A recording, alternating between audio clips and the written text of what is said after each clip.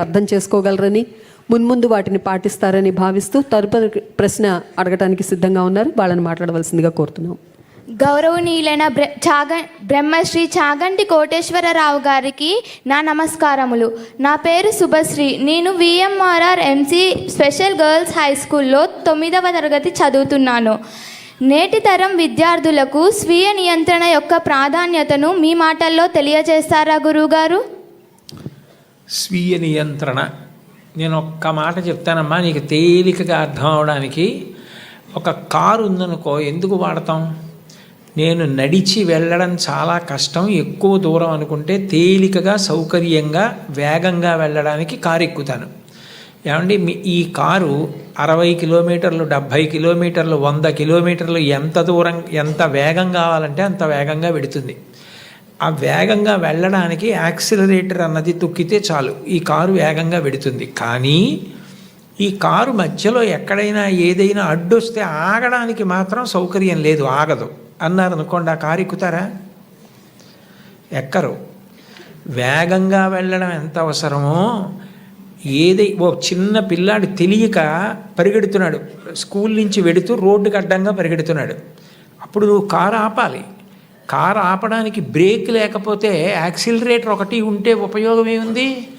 Break లేని car ఎలాంటిదో స్వీయ నియంత్రణ లేని జీవితం అలాంటిది. కొన్నిసార్లు ఏమి చాలాసార్లు తప్పు మనది తప్ప వస్తువులది కాదు.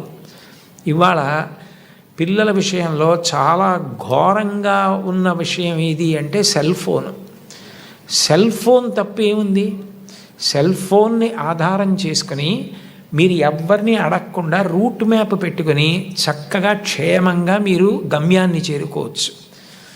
మీరు ఏ విషయమైనా మంచి విషయం గురించి తెలుసుకోవాలి అనుకుంటే సెల్ ఫోన్లో చూడవచ్చు. మీరు ఎక్కడ ఉన్నా కూడా మీ వాళ్ళతో మాట్లాడచ్చు, సంక్షిప్తమైన సందేశం పెట్టచ్చు. అవతల వాళ్ళు ఫోన్ ఎత్తలేదు అంటే ఓ సందేశం పెట్టి వదిలేయచ్చు. కానీ మీరు పక్కన తల్లి తండ్రితో కూడా భయపడిపోయేటట్టుగా అందులో అక్కర్లేని విషయాలు రాత్రిళ్ళు చూస్తారేమో అని తల్లిదండ్రులు బెంగ పెట్టుకునేటట్టుగా సెల్ ఫోన్ వాడితే సెల్ ఫోన్ది తప్ప మంది తప్ప? సెల్ ఫోన్ పట్టుకొని 2 వీలర్ మీద వెడుతూ చెవి దగ్గర జబ్బమికి మధ్యలో నొక్కి పెట్టి మెడ వంచి డ్రైవ్ చేస్తే సెల్ ఫోన్ది తప్ప మంది తప్ప? సెల్ ఫోన్ ఏం చేస్తుంది?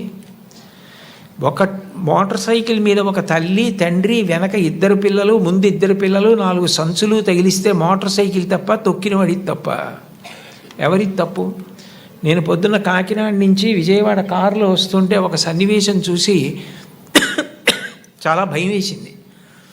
ఒక ఆయన భార్య భర్త కూర్చున్నారు. భార్య గారి ఒళ్ళో ఓ చంటి పిల్లాడు ఉన్నాడు. ముందు ఓ చిన్న పిల్లాడిని ఆయన కూర్చోబెట్టుకున్నాడు. ఆ పిల్లాడు ఆయన చెయ్యిలా పెట్టుకుంటే ఈ చేతి మీదకు ఒరిగిపోయి నిద్రపోతున్నాడు. ఆ నిద్రపోతున్నవాడు ఎప్పుడు జారిపోతాడో తెలియదు, కింద ఆయన చెయ్యి వదిలి పిల్లాడిని పట్టుకుంటాడా? పిల్లాడు నిద్రలో ఇంకా ఇదైపోయి పక్కన ఏ హార్నో వినపడితే ఉలిక్కిపడి పడిపోతే దాని బదులు ఒక ఆటోలోనో ఇందులోనో వెళ్ళచ్చు, బస్సో ఎక్కి. మోటార్ సైకిల్ మీద అంతమందిని వెళ్ళమని ఎవరు చెప్పారు? ఎంత ప్రమాదం! మొన్న రాత్రి నేను వెడుతుంటే రోడ్డు పక్కన ధాన్యం పోసి పైన పరదాలేసి పెద్ద పెద్ద బండలు పెట్టారు. ఒక 2 వీలర్ అయినా ఆ బండ దూరంగా ఉండి చూసుకోకుండా గుద్దుకుని పడిపోయి ఒళ్ళంతా నెత్తురు కారుతోంది పాపం. ఎవరు చెప్తారు?